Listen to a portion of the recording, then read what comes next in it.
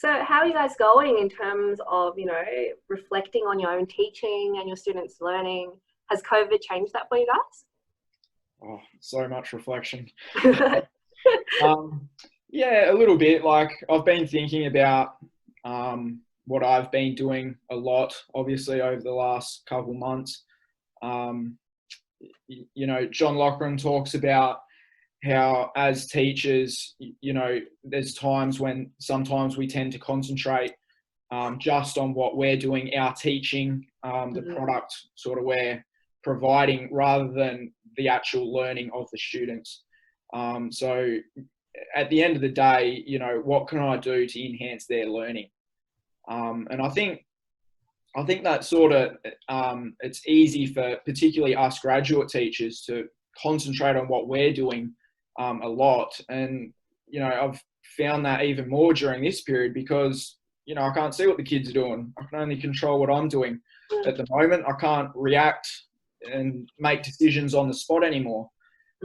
So I've sort of, I guess my reflection has been centered on what do the kids need right now? What's the best use of my time? And that hasn't always been an easy question to answer as well. I've found that really challenging.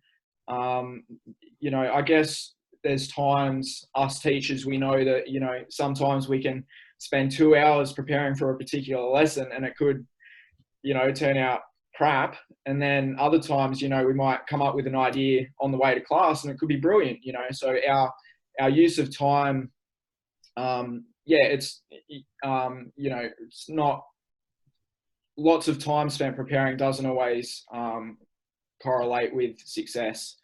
And a lot of the time I've been asking myself, right, what do I have to do? What's most important for those kids? I think you've hit the nail on the head there, Andrew. So much of our reflection is grounded in our observations of students and how is their learning going. And that's for many of my students, at least, who are working offline, there's no instant feedback when it comes to that. But I think also the thing that I've been struggling with in terms of reflecting and developing my teaching practice is I feel like all the work I set now for my students is essentially open source to parents. So not only is my work being examined by the students who are engaging with my learning, but now I suddenly have 150 parents who are also there critiquing and examining my work. And I feel like if they're not enculturated into the professional practice of being a teacher, they may misjudge my decisions for why I've set particular work. So that's definitely something that I've been struggling with. What have you been feeling, Linda, in terms of reflecting and developing your practice? Well, absolutely. I think you and Andrew are spot on with what you've been talking about, just that constant reflection of, am I doing enough? Am I doing too much? Are the kids engaged? And, also with that parental aspect as well, I know now that most of my parents will be sitting down with my students, looking at the work that I've set for them. And I panic. I'm thinking, what if the parents don't think I'm doing enough? What if I'm not, challenging them enough, or if I'm challenging them too much? But I think at the end of the day, we've also got to give ourselves a break. Like, we're doing the best that we can. And I swear, I don't think there's any teacher at the moment who's thinking, oh, this is the best way to teach. I think we're all excited to get back into the classroom, to do what we do best, to do what we love. And then hopefully, as we progress throughout the year, parents can jump on board and really support us with that too. So yeah, constant reflection, but also knowing that we're doing the best that we can. Yeah, I definitely I can relate to sort of that fear of being watched by the parents almost a little bit at the moment. So this could go, either way.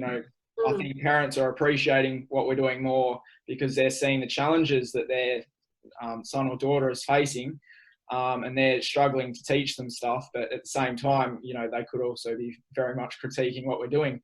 And yeah, I totally agree with you, Linda.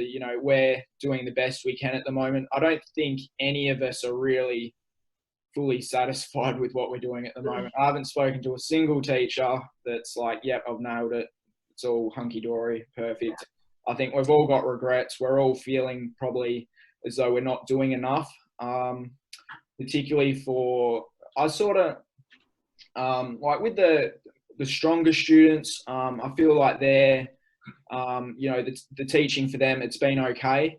But I certainly feel very unsatisfied with the way I've probably taught some of the weaker kids. And, you know, they need that one-on-one in-person connection. And right now that's impossible to provide. So it's hugely challenging.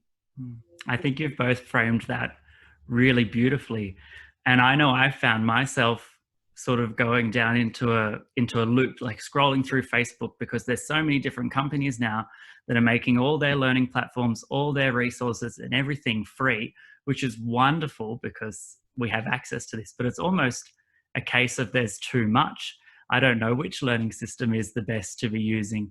This one has different cons, this one has different pros, and then all of a sudden the students are confused because they've got 10 different teachers using 10 different platforms in 10 different ways.